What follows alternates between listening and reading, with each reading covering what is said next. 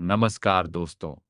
स्वागत है आप सभी का हमारे इस चैनल पे चैप्टर पे चर्चा में, जहां हम सरल हिंदी भाषा में किताब को समझने की कोशिश करते हैं। तो आइए आगे बढ़ते हैं हमारे अगले अध्याय की और इकिगाई अध्याय 1, बुढ़ापे की ओर बढ़ते हुए भी जवान बने रहने की कला। दोस्तों, क्या आपने कभी सोचा है कि कुछ लोग 90 या 100 साल की उम्र में भी ऊर्जा से भरपूर, खुश और सक्रिय कैसे रहते हैं?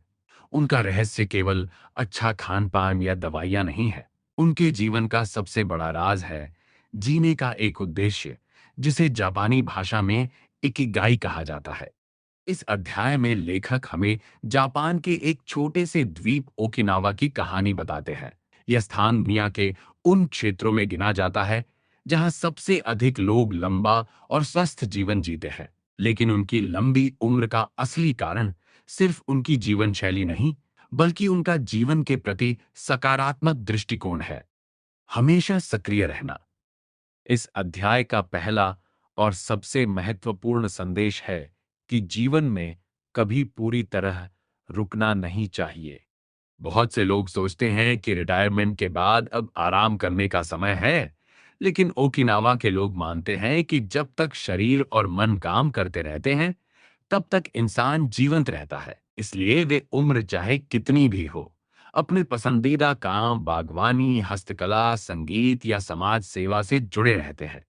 यही लगातार सक्रिय रहने की आदत उन्हें मानसिक और शारीरिक रूप से स्वस्थ बनाए रखती है।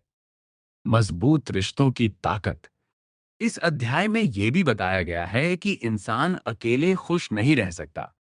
ओकिनावा के लोग परिवार, दोस्तों और पड़ोसियों के साथ गहरा जुड़ाव रखते हैं। वे एक दूसरे की मदद करते हैं, साथ समय बिताते हैं और कठिन समय में भी एक दूसरे का सहारा बनते हैं। जब हमारे आसपास ऐसे लोग होते हैं जो हमारा साथ देते हैं, तो तनाव कम होता है और जीवन अधिक खुशहाल बनता है। तनाव को जीवन पर हावी न होने दें। आज की भागदौड़ भरी दुनिया में तनाव आम बात है, लेकिन इस अध्याय का संदेश है कि तनाव को अपने ऊपर हावी नहीं होने देना चाहिए। जो लोग अपने काम का आनंद लेते हैं, प्रकृति के बीच समय बिताते हैं, नियमित रूप से चलते फिरते हैं और छोटी-छोटी खुशियों की सराहना करते हैं, वे अधिक शांत और संतुलित जीवन जीते हैं।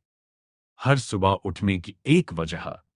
कल्पना कीजिए कि हर सुबह आपकी आंख खुलते ही आपके मन में यह भावना आए कि आज मुझे यह काम करना है, क्योंकि यह मुझे खुशी देता है।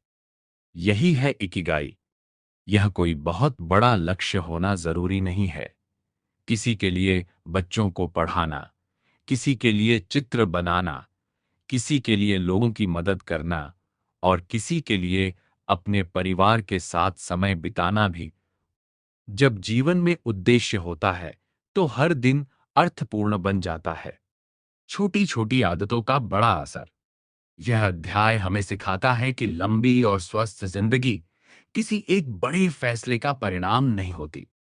यह रोज की छोटी छोटी अच्छी आदतों से बनती है। सक्रिय रहना, सकारात्मक सोचना, अच्छे रिश्ते निभाना, तनाव कम करना, अपने पसंदीदा काम को समय देना, जीवन में उद्देश्य बनाए रखना। ये छोटी आदतें धीरे धीरे हमारे जीवन को बदल देती हैं। इस अध्याय से मिलने वाली सबसे बड़ी सीख। उम्र केवल एक संख्या है। असल मायने यह रखते हैं कि हमारा मन कितना उत्साहित है, हमारा शरीर कितना सक्रिय है और हमारे जीवन का उद्देश्य कितना स्पष्ट है। अगर हम हर दिन कुछ नया सीखें, लोगों से जुड़े रहें, अपने मनपसंद काम में आनंद लें और जीवन को उत्साह के साथ जिएं, तो बढ़ती उम्र भी हमें रोक नहीं सकती। निष्कर्ष। दोस्तों, इस अध्याय का संदेश बहुत सरल लेकिन गहरा है। लंबा जीवन जीना महत्वपूर्ण नहीं है, बल्कि ऐसा जीवन जीना महत्वपूर्ण है जिसमें हर सुबह उठने की एक वजह हो। जब आपके पास अपना इकिगाई होता है, तो उम्र सिर्फ कैलेंडर का एक अंक बनकर रह जाती है। आपका उत्साह, आपकी जिज्ञासा और आपका उद्देश्य आपको भीतर से हमेशा जवान बनाए रखते हैं। अगर आपको यह सारांश पसंद आया हो तो वीडियो को लाइक करें, चैनल को सब्सक्राइब करें। अगली वीडियो में हम इकिगाई के अगले अध्याय